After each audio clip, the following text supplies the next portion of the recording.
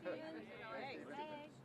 Miller, you just said on CNN that you're abiding by the judge's ruling, but there's a number of federal options. What options are you considering for deploying federal resources? Well, if I told you right now, they would just start pre-drafting their next motion for a TRO. So I would just say that the president has a very broad range and set of authorities when it comes to deploying federal assets. And again, as you know, we went through this in California with Newsom. He made a total fool of himself, pretending he had authority to defy a lawful presidential command of the National Guard. We won in the very liberal Ninth Circuit, and a portion of the California National Guard has remained federalized to this day. Should James Comey be perp walked? Should James Comey be perp walked? What other cities is the administration considering sending National Guard troops? Right. So, no, but there's different events happening in different cities. So here in Washington, D.C., right, working collaboratively and cooperatively with the mayor, we have a large-scale public safety surge. And as part of that public safety surge, we have obviously all your federal components. I think it's 22 agencies in all, and you have your your city resources, then of course the National Guard. In Memphis, very much been modeled off of D.C., where we have, or is being modeled off of D.C. We have the full interagency, IRS, ATF, DEA, FBI, and HSI. And then you have in that case, you also have the state resources too, the state troopers, state investigatory agencies, then the National Guard. So that's one model. Then, in the case of Portland, you have an acute crisis with threats to life and property at the Portland ICE facility, and so that is a reactive deployment. There is a acute, ongoing threat to lives and property, and so National Guard was dispatched to protect ICE officers and their property in the conduct of their duties at a federal building. The president has also said that in the immediate future, in Chicago, there's a need for the same. Obviously, you saw, for example, there was 2 vehicle ramming attacks against ICE officers in Chicago. The president has indicated in the future there might be additional resources brought to Chicago, but the most recent order that he signed relates to the ICE mission. I hope that answers your question. Will the White House abide by the The ruling? reason I asked that, Mr. Miller, is the president has floated other cities, perhaps New Orleans. Is that still consideration? And is the administration actively considering others? Yeah, Governor Landry sent a request, as you know, and so we're working with Governor Landry as we speak to figure out an appropriate next step. I'm not going to sit here and say, advance what is next. Obviously, in the case, Memphis is a good example, a good model, where the governor reached out to us. He said we've had, in fact, I think Memphis, for many years, had the highest per capita murder rate in the country. He said that Memphis has been suffering from unimaginable levels of crime for years. We want your help. We want the full Washington, D.C. package. As a side note, we meet every week with city leaders here in Washington, D.C., and this has proven to be, in their own mind, in their own words, one of the most extraordinary things that anybody has ever seen. Stephen, you said the other day that you want to use legitimate state power to dismantle left-wing terror networks. Which organizations were you talking about, and what kind of state power are you envisioning using? That's a great question. Thank you. And I'm glad for the opportunity to add a couple more details to that. So the struggle that's taking place right now is between the lawful exercise of power by the American people through a duly elected government versus the unlawful exercise of street violence in the form of domestic terrorism. So, again, the clearest example of this is when you have ICE officers who are carrying out the statutes and laws of the United States to arrest and remove illegal aliens, who are being subjected to violent attacks in the conduct of their duties. That's an example of illegitimate violence, illegitimate power in the form of domestic terrorism being used to impede the conduct of their official duties. The answer to that, in a civilized, modern, civilized society, is to use legitimate state power, grand juries, subpoenas, arrest warrants, search warrants, and every other federal power at the disposal of the commander-in-chief to identify and find everybody who is trying to use the real and actual threat of violence to impede the conduct of these federal responsibilities and ensure that they're placed behind bars. I'm not going to give you any advanced information about what these investigations have yielded so far. The Joint Terrorism Task Force has the lead, but they have found that these campaigns, that's not, of course, only against ICE officers. There's also a conversation we're having about the assassination of Charlie Kirk, the 2 attempted assassinations against President Trump, the assassination of the United Healthcare CEO, the attempted assassination of Justice Kavanaugh, which, of course, had an insane sentence of 8 years. So it's the broader spectrum of political violence. But obviously, ICE as an agency has been subjected to a 9-month effort to substitute left-wing violence for the votes of the American people. No federal officer in the conduct of their duties should have to worry about being physically attacked, being physically obstructed, being physically impeded, being doxxed, having a bounty put on them. And the fact that Democrat politicians are trying to normalize this really indicates how far we've gone as a society, that there is not universal condemnation of this organized campaign of violence against ICE officers. Wait, Yes. no, but just to follow up, Right. I don't know of many Democratic politicians who have endorsed these terrible incidences that you just referred to, and I also don't know of any evidence that there's some kind of vast underlying organization funding them. Is that what you're indicating is happening here? Yes, in fact, we know that it's true. But obviously, You think Tyler Robinson was being funded by some terrorist organization? no, what I said was that you asked whether there was some larger criminal conspiracy relating to domestic terrorism in this country. And I said, yes, there absolutely is. Now, of course, Antifa has been designated as a domestic terrorist organization.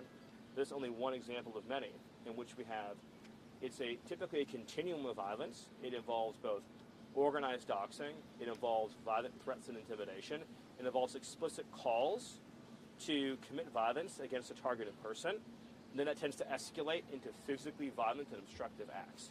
And so it's this continuum that we see over and over again, where they're trying to use illegal violence and intimidation to disturb the operations of the federal government and federal personnel. And we see this playing out over and over and over again. They. Stephen, Antifa isn't actually an organization. Sir, right? you've spoken several times about how sanctuary city leaders and state leaders, they might face charges for human smuggling and harboring illegal aliens. Also spoken about 8 USC 1324. And, it's since gotten worse. And today, Brandon Johnson signed an executive order prohibiting use of city property for federal immigration operations. By the way, that's a great example. On the Brandon Johnson, it's an example of how I was asked the question of, well, do you have any example that this behavior hasn't been condemned by Democrat officials? Well, I can go one better. The mayor of Chicago not only has failed to condemn the violent obstructive acts against ICE and law enforcement, but in the aftermath of 2 coordinated attempted murders of ICE officers through vehicle ramming attacks, he issued a no-go zone for ICE officers.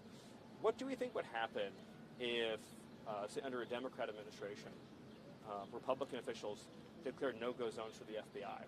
What do you think the reaction to that would be? How many people do you think would be arrested and placed into jail over that? And so it's just important to understand these are not isolated incidents. If you can't see, then you don't want to see. In other words, if you can't see that since we've taken office, there has been a organized, systematized campaign to delegitimize, dehumanize, threaten, impede, obstruct, and physically assault ICE officers in the conduct of their duties, then I can't persuade you of it because you're choosing not to see what's right in front of your face. Do you believe that James Comey should be perp Yes, walked? back there, sorry. Jay Jones has not dropped out of the race for Attorney General in Virginia. He's under immense pressure to do so. Yes. He hasn't. Does that surprise you? Sadly, it doesn't surprise me.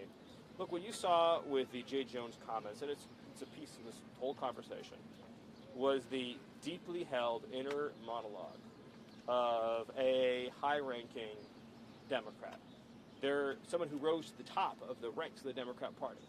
So if you read the text message exchange, it's clear that he talks this way often and frequently. That is his homicidal ideation and his fantasies about elaborate murder and torture is something that clearly he is comfortable with and is doing frequently. So you have to ask yourself, what kind of system is someone operating in where they speak so freely and commonly about, again, elaborate murder plots against people they work with? What kind of system brings somebody up like that and elevates them to the point of nearly being the Attorney General? That's a system that has absorbed this narrative that we see so often, which is that the Republican Party, and in particular that the Trump movement, again from the Democrat narrative, is basically, this is a term I've seen, is unpersoned, right? That they dehumanize you to the point of not having a right to live. And so we saw this, of course, with the 4 years of lawfare against President Trump and the desire to incarcerate him for life. Then, of course, that kind of eliminationist conduct and rhetoric then leads and gives rise to more violent behavior like attempted assassinations. And now, of course, because so much of this conduct was never punished over time, now we see so many Americans, not all Americans, of course many foreigners too, who feel very comfortable engaging in direct day-to-day violence against ICE officers. It's a common experience for ICE officers when they're conducting an arrest to be physically assaulted by others while they are carrying out an arrest. So you might be arresting, say, a child pornography illegal alien, and you will get physically assaulted while you're doing it. Now ICE have to worry about getting sniped from rooftops when they're coming and going from their facilities.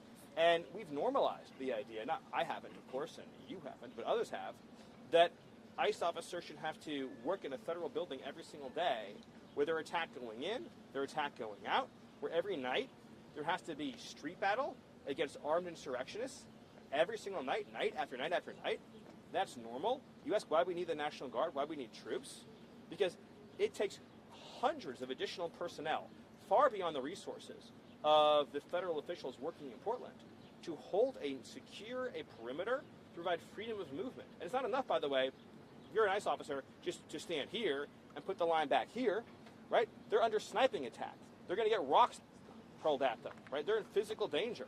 So you have to clear a safe perimeter so that ICE officers can carry out their duties without being an imminent threat of physical harm. And the fact that we've normalized these attacks on ICE officers, that is how you end up in a society in which domestic terrorism becomes the norm, and eventually elections don't carry the day because violence beats votes. And that's what we're seeing attempted. And so when we see a muscular response from the federal government, it's because we're not going to let violence beat votes. Next question. Stephen, 3 months from now, Yes. when we're having this conversation in December, what do you see the end game being? Because you clearly don't have trust in some certain local and state law enforcement entities. And so where do you see the National Guard, where do you see the military going? You suggested that if the courts rule against you, you will find other ways to use the military. That would lead me to believe that there's a conversation about the Insurrection Act that is taking place. What should Americans expect over the next 3.5 years, understanding that there is a real likelihood that those same local law enforcement and state officials will never, ever cooperate with your efforts? Should people expect the National Guard and the military in their streets over the next 3.5 years? I think so to be clear, you talk about the National Guard in the streets. So right now in Portland, they're talking about having National Guard deployed to secure a federal building in Portland. And so there's a lot of elements to your question, and I'll try to get to all of them. But when I hear comments from Democrat officials saying that this violence from the left is being provoked, their word, by the presence of federal officials, think about how broken of a sentence that is, right? In other words, if tomorrow we went to, say, Dothan, Alabama, and there was a federal building there, and we put 100 police officers in front of it, they wouldn't be attacked. Nobody would throw rocks at them. Nobody would try to shoot them. Nobody would do anything. They would say, hello, good morning. Maybe they'd get them a cup of coffee before they go out for their shift for the day.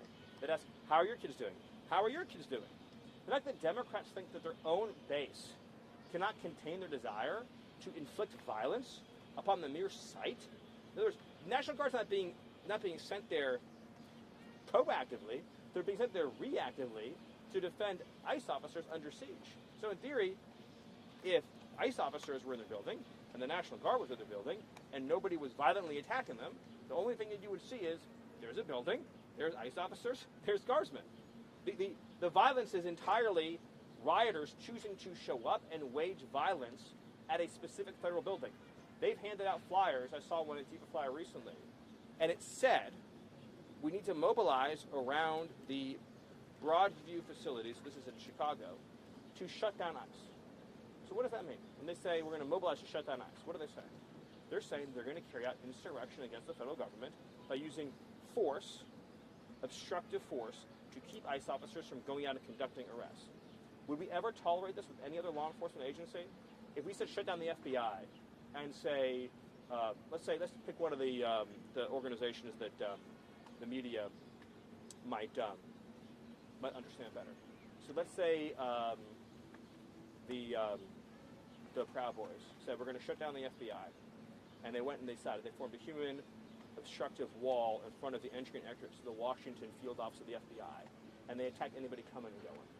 how many nights do you think that situation would persist for? Not even one, let alone over 100. We all understand this to be true.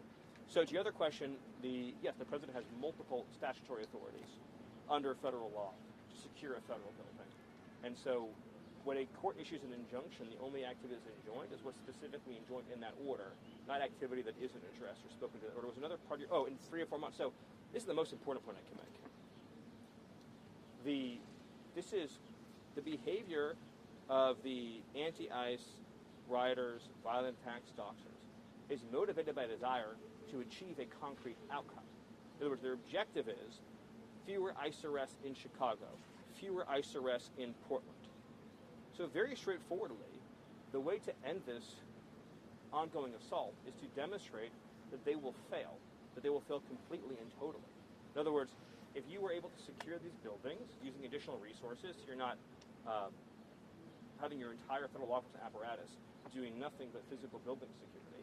If you're able to use the National Guard to secure these buildings and free up your ICE officers and your FBI agents and everyone else to go out and do enforcement in the community, to go out and find dangerous predators and remove them, you will demonstrate very conclusively, as we did in Los Angeles, by the way, that all your riots and violence will get you is more deportations. That has happened in And Washington, D.C. That has happened in Washington, D.C., has it not? And yet the men and women of the National Guard remain here in the streets instead of being at home. Well, it's a great example, but not in the way that you phrased it. Steve, So, I know you all have questions, but it's a But why? great- But I think that's where, You know, if you're a you're democratic like- city, right, you're like- looking at Washington, D.C. you're and like- saying, yeah, you're- right, they complied, there is no mass You're- protest, yes, you're- and the you're- crime, President Trump said yes, it's a crime-free city now, so you're- why are the right. National Guard remaining? And that is why Yeah, there is such an affront. you're adjacent to a great point.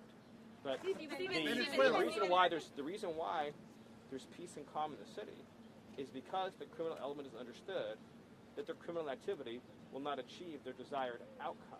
That's the most important point. So you, and the so second you support thing them is, remaining in the and the streets second of thing these is, American cities?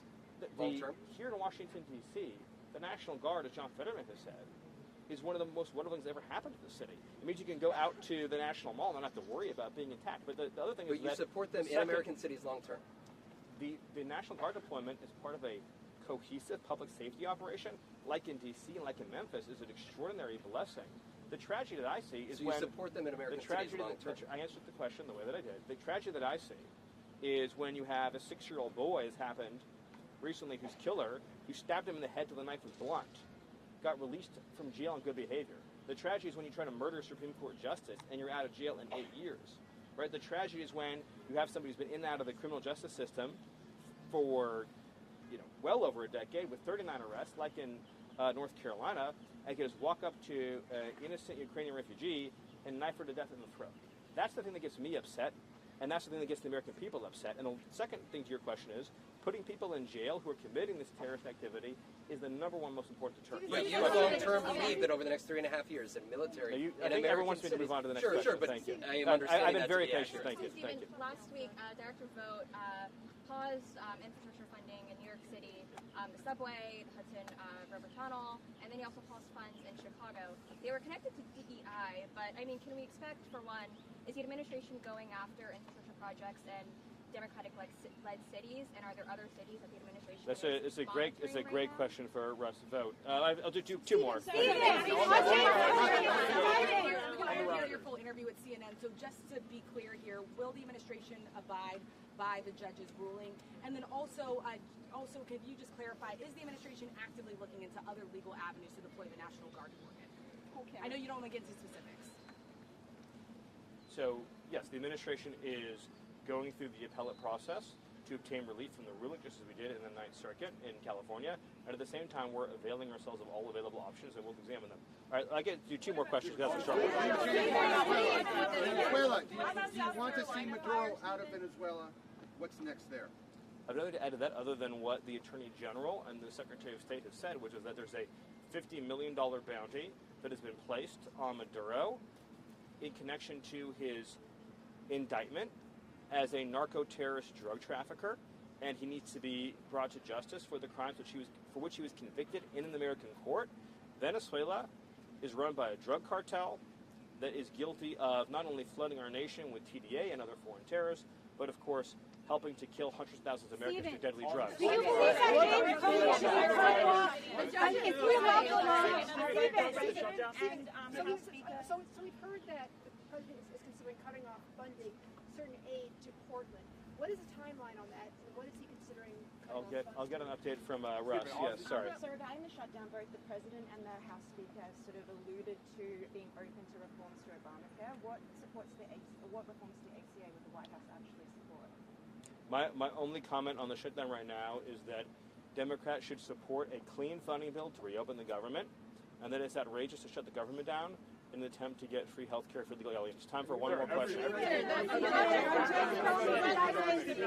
Yeah, back there, Brian. You called a legal ruling legal insurrection. Are you recommending the president take action against judges whose rulings he disagrees with?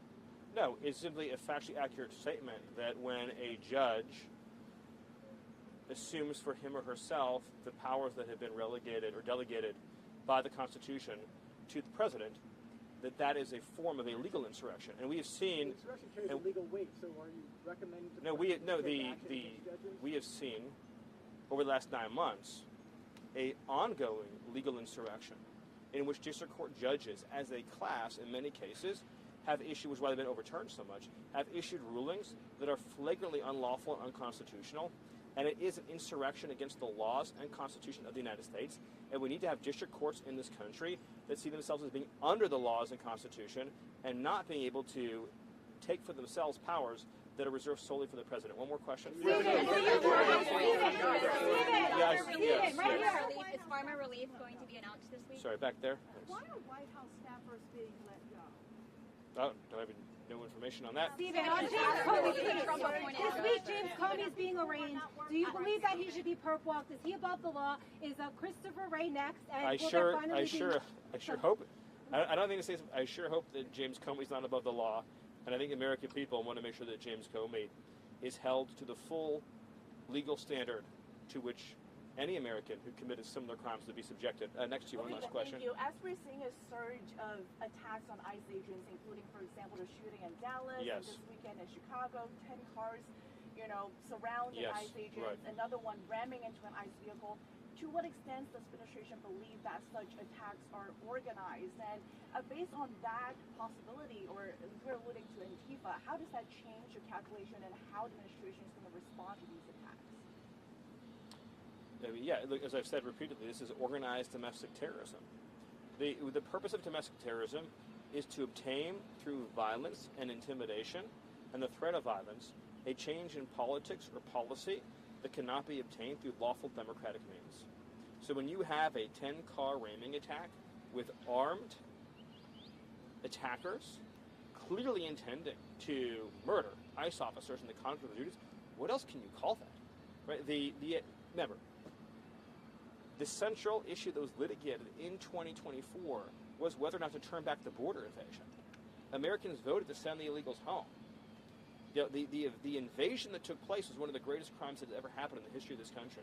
And now that ICE officers are simply trying to execute on the mandate of the last election and the laws that were passed by Congress, they have been the victims of an unceasing campaign of violence and intimidation and terrorism. As Secretary Noem said, there are now bounties on the heads of ICE officers. They have to shield their families' identities at school and in public. They're being constantly doxxed and threatened with assassination. Again, we're just days from an attempted mass assassination of ICE officers at an ICE facility. And the response to that has been to try to, for example, in Chicago, to try to prevent ICE officers from being able to enter key parts of the city to conduct their responsibilities. This is an all-out campaign of insurrection against the sovereignty of the United States because the Democrat Party and those who are committing violence in this country do not believe in the legitimacy of the sovereign territory of the United States, and they don't want any of these illegal aliens to go home. So they want to cement by force, by violent force, the invasion that took place between 2021 and 2024. Thank you. Is Pharma Relief going to be announced On the this South week? Carolina fire, Stephen, have you heard anything from law enforcement